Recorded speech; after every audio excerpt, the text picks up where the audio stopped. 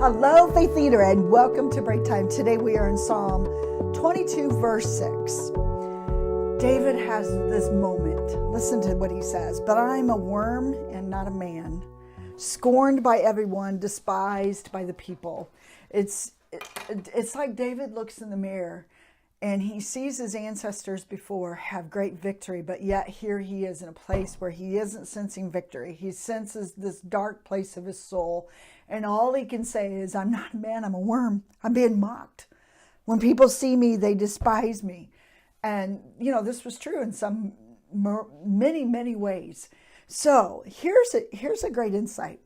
Have you ever felt this way? That, when you kind of feel a little bit of shame because of what other people might be saying, to get to this place where your image of who you see yourself is just I wouldn't say worm, but just not in a good place, where you're sensing that, man, not very many people like me. Not many people are looking at me for answers, and not many people respect me. David felt this pain.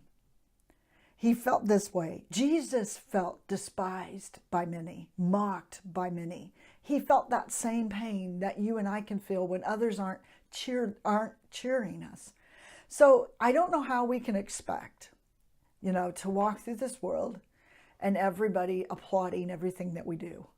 That's a false expectation.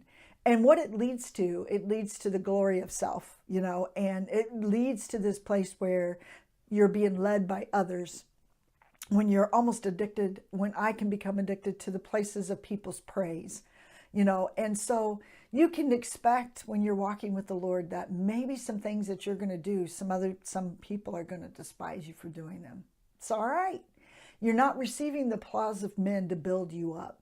You receive the applause of God, and we do things not to receive, our inheritance here. We do things to receive our inheritance in heaven. We're storing treasures, not here on earth, but we restore treasures in heaven. And sometimes that's mocked. Sometimes that's ridiculed. Some of the patterns of your life when you follow the Lord, if everybody around you is madly in love with you and they're just in favor of you, you might want to step back a little bit and say, okay, God, am I following your ways? Am I truly following the ways that you have set before me? Because the favor of man is not a way to predict that. It's whether or not, God's favor is upon you. Does not necessarily mean that man is going to align with you. It means you might be despised a little bit. So, but once we're grounded in who the Lord is saying we are, we lose that kind of place to say, not that you don't need man's favor, approval. I'm not saying that, but to get to the place where you need it before you move in the direction God's asking you to move, then it becomes a problem. Does that make sense?